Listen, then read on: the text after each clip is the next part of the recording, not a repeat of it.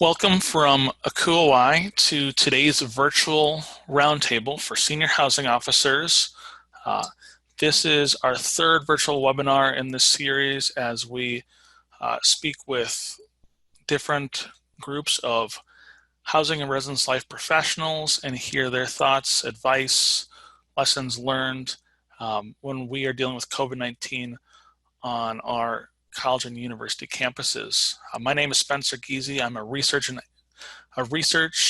and education specialist at Akuawai, and I'm happy to be moderating today's panel, where I've got a group of excellent co-facilitators sharing their time and expertise with us today. And we will hear from them momentarily. But as we get started, I want to share with you all a few notes about today's session. So our virtual roundtable today is meant to be conversation-based. This is not a traditional webinar. This is not a sit and listen and be lectured to. This is a interact, finding ways for your questions and concerns that you're facing on your campuses to be addressed, and to really, you as attendees have the opportunity to lead our discussion and help guide us. So you all will have an opportunity to be a part of this webinar. So please be thoughtful of things you're facing and how you want to help us help guide this conversation. As you're looking on your Zoom menu for this, you will see a Q&A button. And that is your opportunity to submit questions and comments. So if you are going to submit a question, it is incredibly helpful for you to be stating your name, position, and institution as you pose that question. Some of our questions today are going to be read online live in the webinar. So some of you who are submitting those questions, I might reach out to you on the back end and ask if you'd be willing to read that live to our audience. So be prepared for that. And if that's not a thing you want to do, that's totally okay. And if you do want to be actively a part of our session, we'd love to have you in that regard. So be prepared for that question potentially. We're going to get to as many questions and topics as we're able to. So please bear with us there. You also have a raised hand function, you'll see, and we're going to use that a few times today to really be able to poll the audience. So just to make sure that everything's working technologically on our end, if you could just click on your raise hand button to show us that that's working for you, that you're locked in.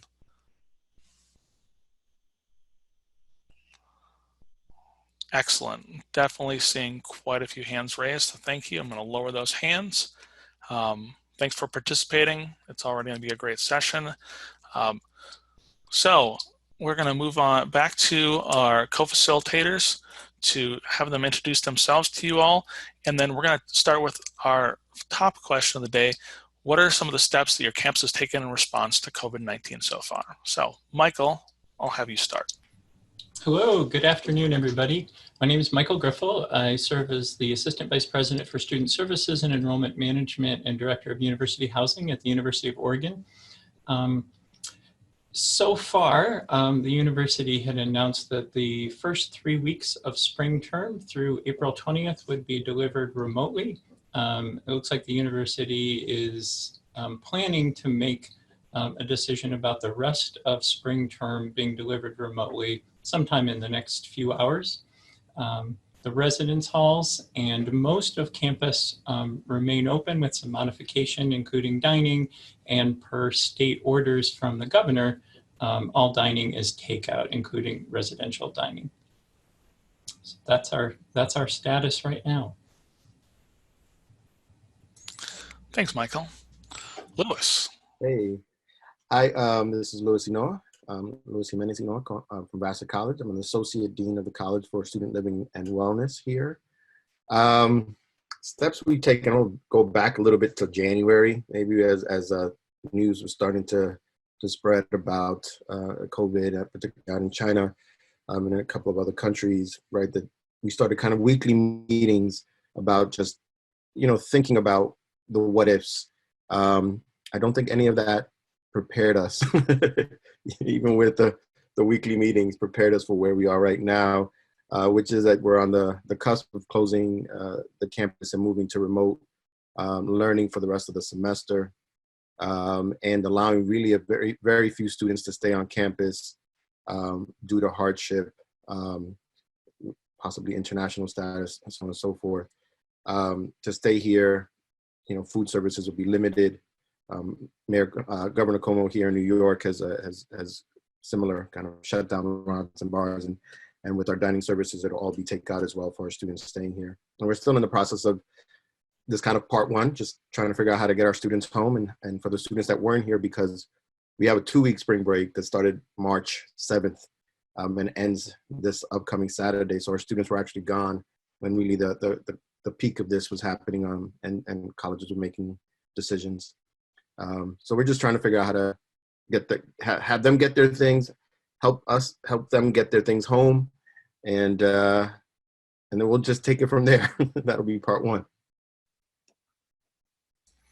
Thanks, Lois. And Shannon. Good afternoon, everyone. I'm Shannon Staten. I'm the Executive Director of University Housing at Florida State University. And we are about what the other 2 campuses have reported, maybe a little further along. We have not had a case on campus and we only had our first case in this county in our local area just today that was announced. So we've been able to work without that fear. But we went into spring break telling students that we were going to do a remote for the 2 weeks after spring break, and that they needed to plan to do one of 2 things: either stay on campus and in Tallahassee, or stay in Tallahassee for spring break in those 2 weeks, or if they chose to travel out of Tallahassee at any time during that, they would not be able to come back to campus until after we reopened with face-to-face on April 6th.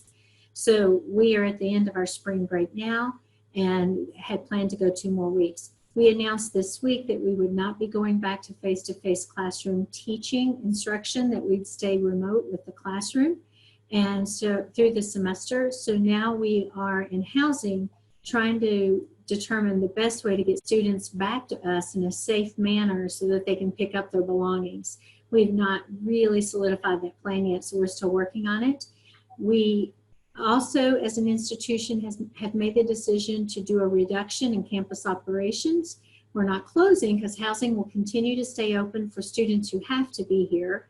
And we've asked the group that stayed for spring break if they want to continue to be here or not. And so housing will still be working pretty much at a full pace, and as we normally do, with no programming and no group events. But the campus itself, for the most part, staff will be working remotely, and we've set up all those support services to be able to do that. Thanks, Shannon. Thank you all for sharing. All right, so again, we're going to move into really an attendee-led conversation today. A couple of things I want to share with you all in our question and answer tab. That is visible to the co-facilitators, myself as moderator, and the entire audience. So through the course of the week, we've seen a lot of great conversations and connections come from the questions and answer tab. That's one of the great reasons to have your name connected to it, just so we can be connecting and keep that conversation going. I will say this on the back end as well of this session today.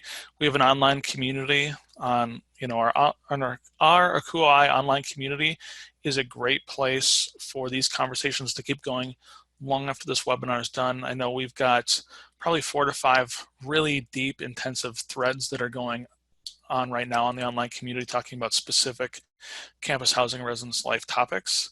So please take a look at that if you've not already. But first, we're going to go back to those raised hands, and we're going to just talk over a couple topics. So the first topic,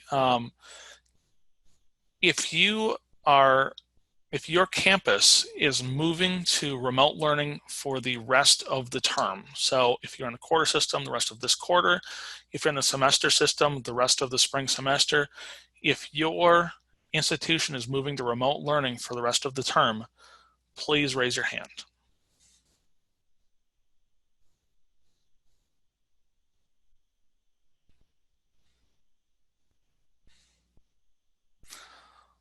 right, thank you so much for engaging with us in that regard.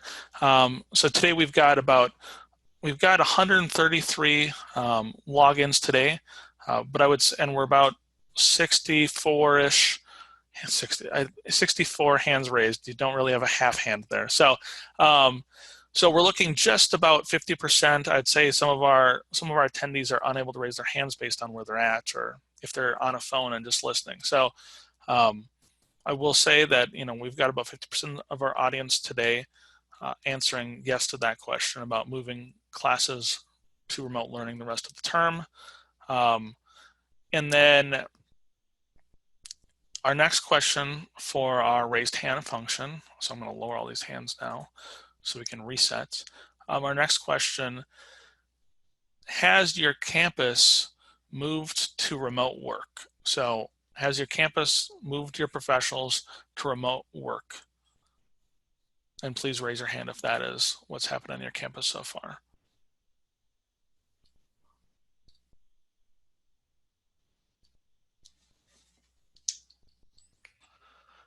And we have 72 raised hands was our peak there. So even more than we have had answer for remote learning is remote work. So thank you all. And then our third raised hand question, just to get ourselves started and our conversation started today. Are you going to continue to allow some students to live on campus at your institution? Are you going to continue to allow some students to live on campus at your institution? If you are, please raise your hand in the affirmative. And to clarify, just some, so in that at least some, if not all, as opposed to a total move out of all students from housing. And it looks like we have 84 hands raised there, so even more than we've had for our other two questions. So thank you all for chiming in there. Appreciate that. So let's take a look at some of the questions that are already flowing in. And this is a topic that I would imagine many of our campuses are dealing with. How are departments handling RA compensation when your institution moves to remote learning? So how are your departments handling RA compensation? I will have our co-facilitators chime in on that. And then if co-facilitators, if you have a great question to pose that we can use the raised hand function on, following that question, we sure can poll the audience as well. So how are your departments handling RA compensation as you move to remote learning? So far at the University of Oregon, when we were planning on having through April 20th be remote learning, RAs had an option to return to the residence halls and be in the residence halls and have room and board and their modest stipend, or to not return and they would not have their room and board or their modest stipend, but they had that as an option. And about between 2/3 and 3/4 of the RAs opted to return to the residence halls, and the remainder not. So that's how we've handled it so far. If we move to remote learning for the entire term, I imagine we'll do something similar, but we have not we've not finalized that yet. Vassar's is a bit atypical. We don't have a traditional RA system. So we have what we call student fellows here, student advisors, house fellow interns, a slew of people who receive work study money. And the college has already gone ahead and made a commitment that any student receiving work study would continue to receive work study for the remainder of their time based on the average amount of hours that they were working per week. I'd have to double check to make sure that that means for either A, for all students, or B, only for students who were Pell Grant eligible and had federal work study. But we've been working through the work study program to compensate all our residential student leaders. And we'll continue to do so through the end of the semester. That's a decision we have not totally made either at FSU, because we only decided yesterday or in the last 2 days to not have to continue remote learning. So I'm trying to determine that. When RAs were given the option of staying or leaving for spring break, we pay them on a stipend, and the way their agreement reads, we don't pay them for spring break because we typically close the halls. But it says in their agreement that if they do work for some reason, we would. So we were able to offer those who wanted to stay this week stipend money for the week and to be able to add to their salary for that. I'm not sure. We were going to go ahead and pay them for the next 2 weeks because that was part of, a 2-week extension. But now we do need to decide about the rest. And we currently have some RAs that stayed with us for spring break that were going to be here the 3 weeks that have said they now want to move on home and not work. So my guess is we'll reduce that pay and not pay them totally, if at all. But what we won't do is go back and charge them additional money for their rent because they get a rent discount for us.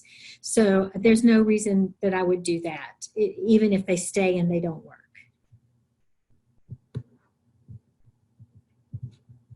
Thanks for sharing, everyone. I think we have a lot of questions that have come in regarding consolidation, use of space. So what we might be seeing in our university housing is, are we consolidating residents that are staying on campus into a space? Are there designated spaces that are being used for any students that may contract COVID-19? How are those topics being addressed in your campuses? I can start with that one. So we made the decision early on that, like I said, if students left Tallahassee, they were not going to be allowed back on campus at all in those 3-week period. And now we're saying really for the rest of the term, because we didn't want them traveling and picking up anything in the travel, and we were suggesting they stay. So that's one decision we made. We made a decision early on that we would not quarantine or isolate any students on campus and residence hall facilities or the Greek houses, that those did not meet the CDC requirements, and we didn't want to do that. So we were fortunate that as an institution, we were able to rent 4 different houses that were empty around campus that each have 2 bedrooms and 2 baths in them, so that we're using those as emergency quarantine sites if a student has nowhere to go. If the student can go home, they can go stay with someone else. That's what we're asking them to do. But we have quite a few, homeless students who live on campus and around in the Greek houses and things like that. So that's how we were addressing students of quarantine level and or isolation. We have 1 student currently in quarantine who was an international student and just nowhere to go. So we're taking care of that person. Housing's working with those houses pretty closely and with the case manager team on campus to determine that. What was the other part of the question? We were consolidating spaces, and then if we're using spaces, yeah. We can't yet, because we were full. And I still am full technically because all these students left for spring break and no one took their belongings with them. So once we get a plan, we are not trying to consolidate for the rest of the term. If we move beyond the term for some reason, we will worry about it then, because by then we'll have people moved out.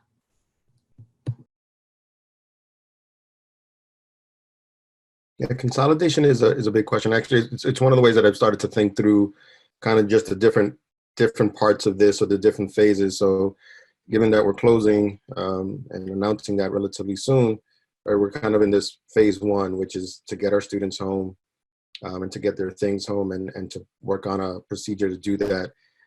We're a bit cautious, so we've worked out a particular procedure where there's only a certain amount of students being able to come onto campus at one time for the next maybe 10 days or so. And so that's kind of just phase 1. Phase 2 is then, kind of doing some mapping where the students who remain, about 250. So we have 2,400 students on our campus. Where are they? Do some mapping there, and where might it make sense to do some consolidation, and where doesn't it make sense to do some consolidation? We too don't have really, outside of some of our apartment areas, the kind of space to be able to the distinction between quarantine and even the self-isolation. We're still working through that. And that's the phase 2 is what do we have and what do we do with these students in terms of movement and getting them settled for the remainder of the semester. And then phase 3 is hopefully maybe what feels a bit, not normal, but it's okay, how do we support these students that are on campus? And then how do we support their students that are now back home? And what are our obligations to them through our office? So we're still very much in that phase 1, but phase 2, we will consider consolidation then. Yeah, we have not at the University of Oregon arrived at that point yet. We will certainly explore consolidation or even spreading residents out depending on the number of students who stay in the residence halls versus those who don't stay in the residence halls, and if the residence halls happen to be needed for some other purposes that the state deems. We also are preparing for the ability to do isolation, but we've not gotten to that point yet.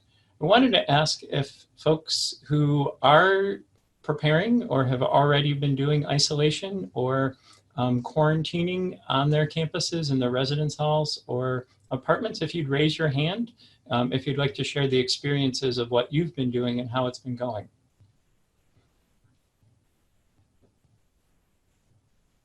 All right. Yep. And I am going to, let's see what I can. Alan Hargrave has his hand raised. So Alan, I'm going to have you go live in a moment and get to share with the group.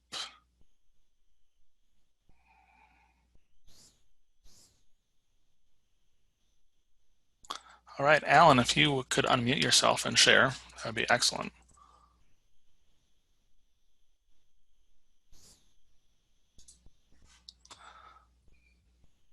Can you hear me now? Yes. Okay. Hi, everyone. We are in the process of, we vacated a building to prepare for demolition. And so we thought that's where we would house students who might need to be quarantined. But with community restrooms and showers, that was not going to be acceptable. So we actually have had a few apartments in our apartment community that we have set up where we will isolate students. We will not provide care, but if they have no place to go, they can't get home, kind of like what Shannon was talking about, then a parent can come up and take care of them, or if they have a friend who wants to take care of them. But ours is really to provide the space. Dining services will do, if they have a dining plan, we'll do food distribution to that apartment. And that's what we have worked out. Excellent, thank you. And I have Bess here. Bess, I'm going to move you to a speaking role so you can share your experiences.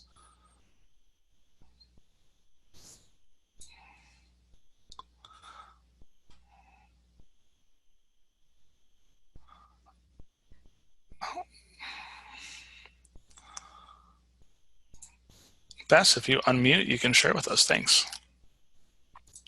Hi, everyone. Thank you for the opportunity. At the University of Pretoria in South Africa, we have established a quarantine area, and we specifically had the need to do that for international students who was returning from countries like Sweden and Switzerland, and had to be in 14 days of quarantine before they could move back into the residence hall. So we created some of our guest accommodation facility into a quarantine area and totally equipped that with everything that we could think of that a student returning from overseas would need for 14 days in terms of making it as comfortable as possible for them. They are in their second week of quarantine at the moment, and they are doing well. And it's not a lot of students, it's actually only 2 of them, and it's sort of declined now because many of the borders got closed and flights got cancelled. So it's not a lot of students, but it nevertheless was needed for us to have something like that in place as a preventative and precautionary measure. and it worked out well. Thank you, Bess. And I know you had also posed a great question in our Q&A regarding international students getting home protocol. Would you like to ask that to the group? Sure. We wanted to know, we have got a lot of international students on our campus at the moment, and though we are closing all our residence halls, it is a challenge for international students to go home because of travel restrictions and the affordability of getting home. We can't really tell them to go home, but we're also scared to take the risk of having them stay. So yeah, I was just curious as to how do we manage that?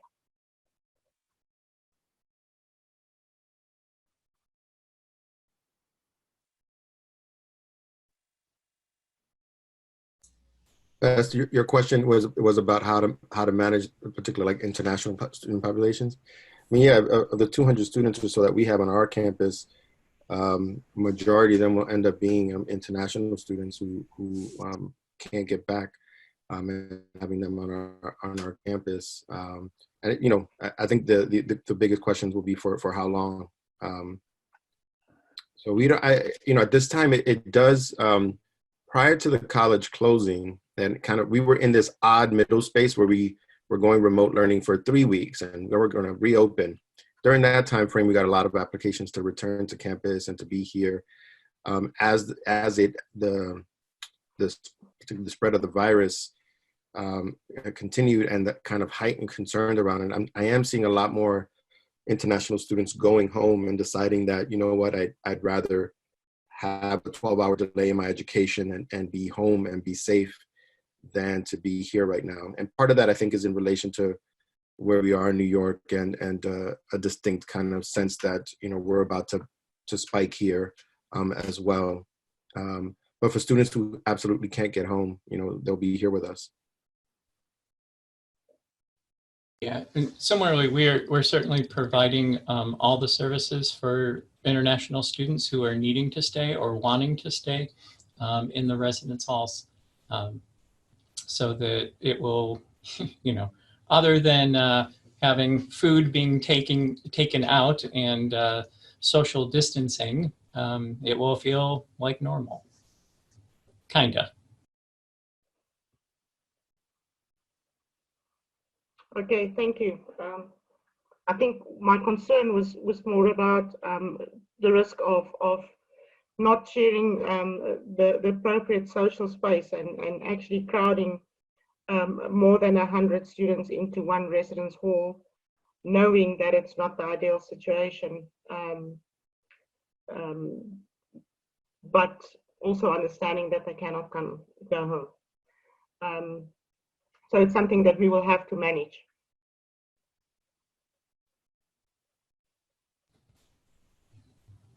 Yeah, I'm sorry, I misunderstood.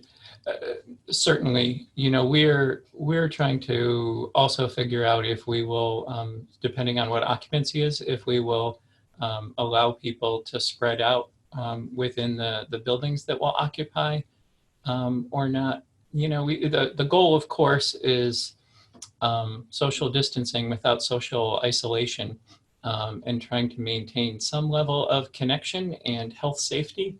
And so we're working really closely with our health center to help us understand what that looks like on a practical basis every day, and trying to find a good balance for students. Thank you. Great. And we have another question coming in from the audience, and this is from Melissa. So Melissa, I'll allow you to unmute yourself and then share your question with the group. Sure. Hi, everyone. I am curious how folks are approaching front desk operations. We're in a similar boat as other institutions where we're at the point where we are considering consolidating, but we're still in the process of getting students off campus. Typically, we have a fully operational front desk. So packages, scanning, lockouts, staffed by either students or professional staff that are employed by us.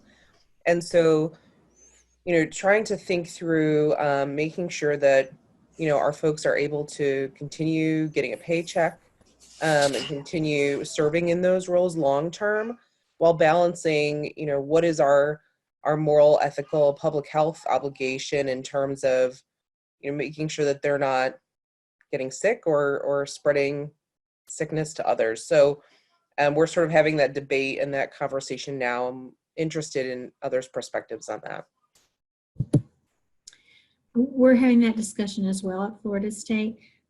First, let me say that my front desks, I do not handle mail or packages at all. We do that through a central hub on campus.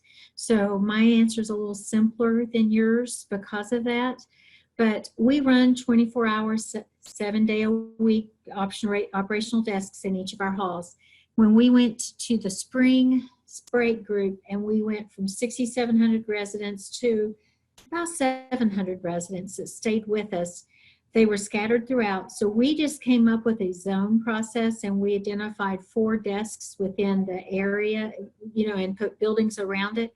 And that's the desk we staffed so that they could get to them if they needed lockouts, if they needed anything. Then we asked the RAs that stayed and were in the buildings to do a couple of rounds during the evening just to make sure. And then we paid our night staff leads who are students who wanted to work to do rounds in other buildings. So we just adjusted and ran our zone desks. It's worked pretty well. They've been a quiet bunch this week. They really have. But what problems they've had, they could go to one of the desks or to here in the office during the day. And we are now trying to decide, one, what to do with mail and packages, because our post office, our central location, is bucking us a little bit on not wanting to have students come into their desk areas to pick up things. And we're having to say, they're in our buildings every day picking up stuff. We don't have a way to secure that. So you have to do something with us for that. We've put signs on our doors for the office that just says, if you have traveled outside of the Tallahassee area and you have a need, please call this number first and talk to us, and we'll see how to best serve you. So we're trying not to let just anybody walk into the offices. And we may expand that to everybody. With the front desk, we've told our staff to be very comfortable with not sitting right up at the counter, but sitting toward the back of the room. People are on the other side of the counter and giving them the space they need. And then we are sanitizing and cleaning spaces regularly with our custodial teams.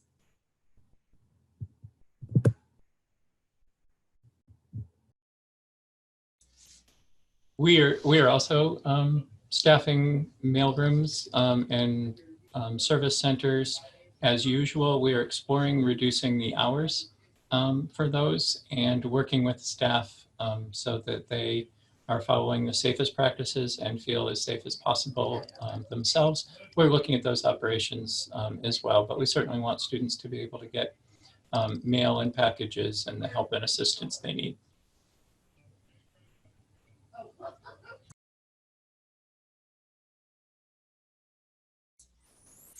All right. Thank you for having that conversation on the air with us. I know we also have a pretty healthy conversation going on the chats, and we've had some folks connecting that have similar experiences on their campuses. So love to see the connection. That's one of the reasons we put on these virtual roundtables. We've had some questions come in regarding conversations that senior housing officers have had with campus administrators, chancellors, presidents. What are some of those concerns or topics that you're discussing with those key constituents at your universities?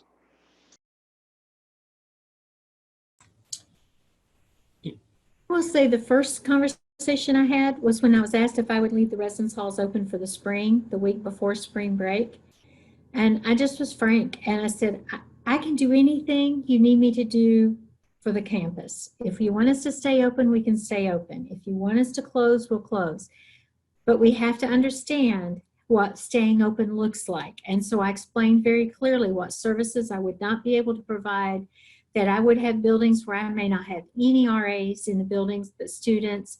And we're a very high touch campus. We're a campus that really spends a lot of time responding to students, checking on students, communicating with students. And so I wanted to make it very clear that we just would not have those services going on. and let the institution make our decision. And they made it for me, basically, and then I made it work. So that was one of the first things I talked to them about. Now what I'm talking to them about is, I know that it's hard for us to talk about summer, but it may take me through May to get students moved out of these residence halls. And I have to think about summer, and am I going to have to be open for summer school? We're a campus that houses a significant number of summer students. Over about half of our beds are for summer students. And I said, if I'm going to have to be ready for summer school, are we talking summer session 1, 2, or 3? You know, I'm going to have some decisions, because it'll make a difference in how I handle the current student group and trying to get them moved out. So we don't know the answers yet, but those are some of the questions. And then, of course, the third is refunds. Do you want us to give refunds? Do you not? Do we give the whole amount? Do we give a partial amount? Making sure they understand the financial impact of whatever we do. Again, it will be a university decision, and I'll just have to work with it, but just being as honest with them on what we have as possible. We're having similar conversations with our leadership and with the board on our campus. You know, the other one that certainly is significant is employment.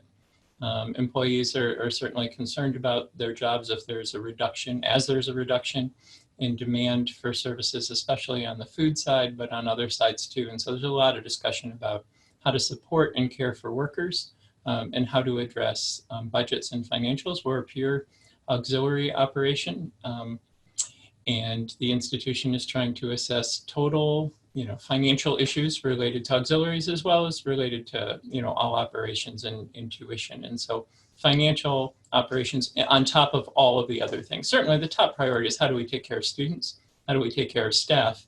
And then we move into the issues about employment and finances. Those are the things that our board and our leadership are talking about and wanting information from us. And we're able to provide, I think, a fair bit of input and leadership about how to balance a variety of needs, because we do a lot of balancing of needs. I think maybe it's similarly, we're a high touch institution, and that goes all the way through our president. And so part of what we're working on with her and then with my dean of college is, as we're making decisions to stay and doesn't get to stay on campus, is that they're inevitably going to get some emails of heartbreak, some really sad stories of students who feel like, they can do their best work here on campus, even if they needed to be apart from people, because home is not a situation. And so, it's been really heart-wrenching in some ways. I've said it a few times, I think, both to the president and to my dean of college. I feel a little yucky, I feel a little dirty. I mean, some every now and then we've bent a little bit, but for the most part, we've been very rigid around our rationale for which students can stay on campus. And we're going to have to go through another round of that now that we're closing. So that's been, some of our conversations. Some of it has been, with our business folks, the realities of just how much money is being lost, at this moment. And that's a conversation that I'm sure will come up again for us as we start to prepare for the summer and into the fall. Like I said, I think we're still very much in this phase 1 part of thing. The ripple effects of these things may be like our phase 4 once I get through the next couple of months to really be thinking about, right, the ramifications of all of this on our budgets and what we're doing, moving forward. I'm trying to think if there are other, thankfully, like I said, when I did my introduction, there's been a group of emergency planning that's been gathering since the beginning of January, and that group is kind of across constituents, including about 4 senior officers in that space, sharing space with folks like me, and then even people that report to me, thinking through a variety of things. That group has not convened in the last week, and as you can imagine, there's just a lot that's happened over that time. So it'd be important for us to get back together, back at the table, and to start asking this next round of questions for ourselves.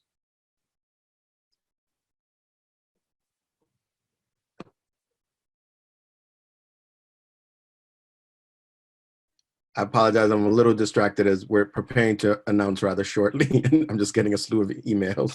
Oh, no. I know I've got so many questions, but I've got another question here. Elizabeth Cox, I've made you a panelist, so you can unmute. Great job. If you could introduce yourself and then ask the question you posed in the Q&A. Sure. Hi, everyone. My name is Elizabeth Cox. I work in student accommodations actually in Europe, in Germany.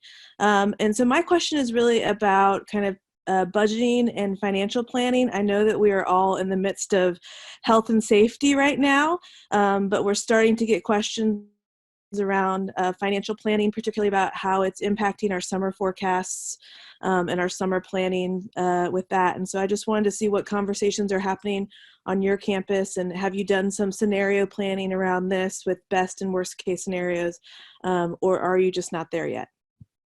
Thanks. This is Michael from the University of Oregon. We are certainly looking at a number of different models, and it relates to the conversation about student health safety, staff health and safety, and employment, and what is on the table related to reduction in expenses, which is very much an institutional issue. We're a unionized employment area, and there's a lot of sensitivity, and so the options for expense reductions are open for discussion. But we're putting together models because it's optional for students to be able to live in the residence halls. If different percentages of students return and if different percentages of students don't return, what that will look like. It's going to impact reserves and other things. And then we're doing the same pro forma analysis for the summer, looking out if we're not able to host conference groups during June, July, and August. So we're looking at lots of different models, and we're putting rough order of magnitude dollar figures together with those models and providing those to the leadership in the financial sector.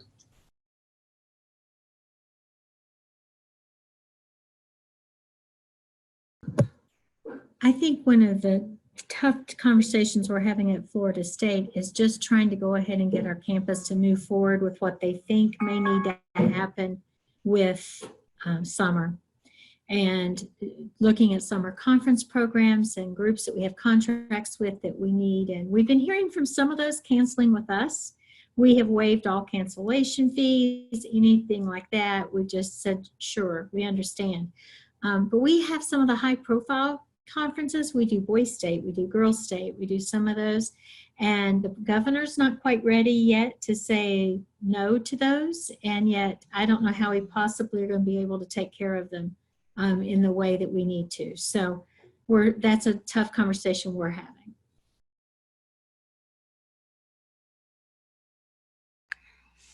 Certainly. We have a hands raised poll coming up. So we've been talking quite a bit about students that are able to move home, moving courses to remote learning. Are your campuses offering housing, dining plan, partial refunds? So if you are on a campus that is proposing to offer students a dining refund, housing refund, even if it's partial, if you could just raise your hands.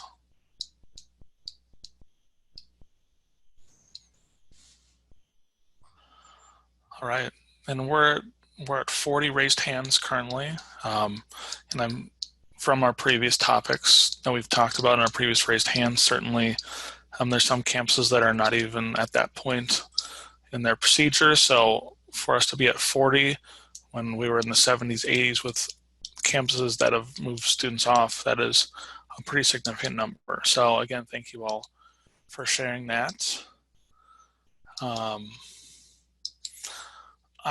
Let's see, I apologize. We've had a lot of questions coming in. I'm going to have Jennifer Mitchell ask her question live. Let me get Jennifer live and on the webinar.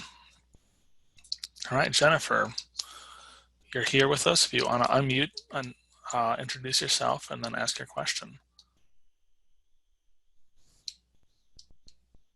Hello, can you hear me? Yes. All right, perfect.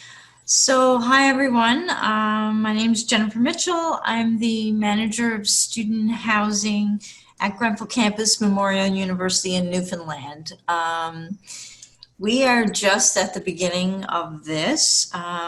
Fortunately, we do not have any cases of the virus on our campus yet.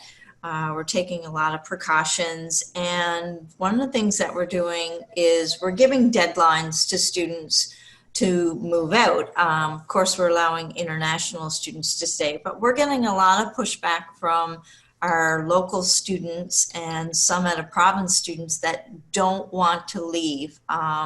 They're saying they feel safer here, that there's no cases here, why do we have to leave? They're not taking it seriously. So our first deadline is coming up at end of day tomorrow, and we've got a lot of students still here, over half actually.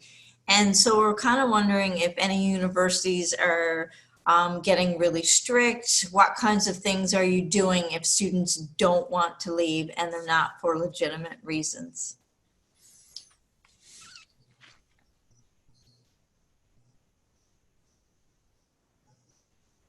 Would we be able to open that up to participants to see who's in that case? Let me take a gander. So I've lowered hands. So if you're facing that on your campus and you have a good response, I'd love it if you could raise your hand, and then we could call on you and have you share with the group. Great, thank you so much. Oh, Nicola Robinson, you're getting promoted to panelist, so you can come in and chat about that. Vika, hi, if you'd like to unmute yourself and introduce yourself to the group. Sure. Hi, my name is Nicola Robinson, the Director of Residence Life at Miami University. The question was about what do we do if students aren't going when we ask them to go. And the reality is that, you know, what I've been telling my folks here is that the name of the game right now is retention. And so how students leave our campus and how students feel about when they leave our campus has everything to do with whether or not they make the decision to return when this is all over. So what we've done at Miami is that we have really tried to encourage them through the refund, through the partial refund. So there's some deadlines associated with letting us know what you're doing one way or the other, either being moved out or if you need some additional accommodations by a certain deadline. So there's that. That's been really motivating for folks. The other thing is that we believe them when they say that they can't go back when they, I mean, if we're talking about online education, for some of our students, going home means that they won't have access to internet that's going to be reliable. And then you think about sort of, again, the retention, the persistence component of that. So we do that right now. And for the most part, folks understand that this is a really big deal. I think when we were sort of further out from this, people were like, oh, it's, you know, what's the problem? What are you doing? But then sort of as things have happened in the state of Ohio, the reality of it has really settled in, and folks are understanding the severity of it, and they really are moving. We have, I don't know if you call it an advantage or a disadvantage, I'm not sure, but we're in Oxford, Ohio, and this idea that people could be trapped there if they don't want to be there, it really does serve as a motivating factor for them to go. I'm really leaving students who don't want, who can't go anyplace, whether they be international or from poor home lives or just spaces in our state and around the country with poor internet. So for the most part, people are leaving. The refund, I think, has a lot to do with that, as well as not wanting to be sort of restricted to Oxford should there be a travel ban. Thank you, Vika.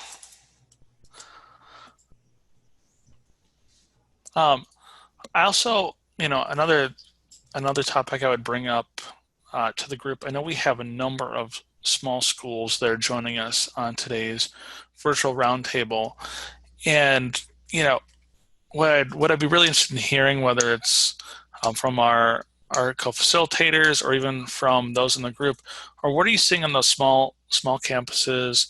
What are you being asked to do? What has that experience been like? So if you're experiencing that and you'd be interested in chiming in, you can feel free to raise your hand. And if any of our co-facilitators want to share anything there too as well, we'd love to have that feedback. Just one more time, the question was, what are we seeing on our campuses? Yeah. So I think we've heard a lot about kind of the approaches that we're seeing at larger schools. Yeah. What's that experience been like at a smaller institution?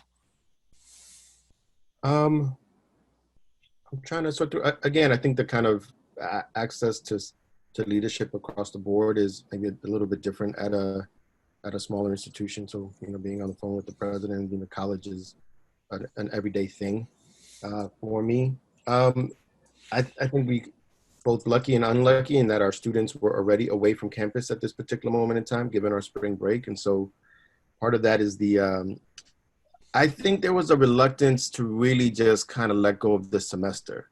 And so we caught ourselves in this in-between spot where we were just feeling incredibly hopeful that maybe if we could do a couple of weeks, we'd kind of stem the tide of this thing and we'd be at a better place at the beginning of April. And that's just not, what we're seeing kind of in terms of trends around the world. And it's partly to do with, not as a political statement, but just kind of as a national statement that, we just didn't do enough testing, right? That the small numbers that we were seeing were really related to the nominal levels of testing that we were doing nationally. Had we done more testing nationally, we might have seen this and thought about, how to proceed. And so every day on our campuses just felt like a different, its own week, right? What are we doing today? And how are we adapting to the news? How are we adapting to the ban? What's our governor saying about what we need to do? What does it mean to have restaurants and bars closed? All the things. I mean, at this point, I'm not quite sure, big or small, if there are some distinctions there. It is odd, both high touch and high visibility place to be home, and that we're going to be serving students from a distance. I do think there's a way in which our young people understand how to use technology to build community and stay connected in ways that at least me and where I am in my own life and age, that I'm going to be learning some new tools and some new techniques for being connected and staying connected with our students. So I'm looking forward to that challenge because I still want to see their faces, and it'll be odd to do that, the kind of work that we do in the way that we do it, and it not be in a physical presence.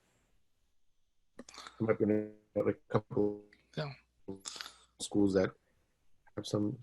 Thanks, Louis. There.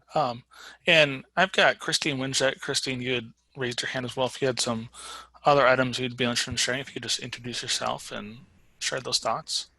Sure. Hi, everyone. My name is Christine Winjet. I'm the Associate Dean of Student Life at Bennington College in Vermont.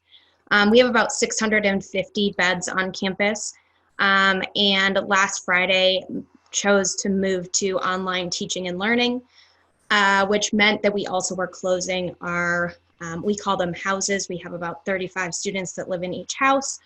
And it has been an adventure. I will say that. We did an application process for students who wanted to request to stay based on financial need or where they were traveling to.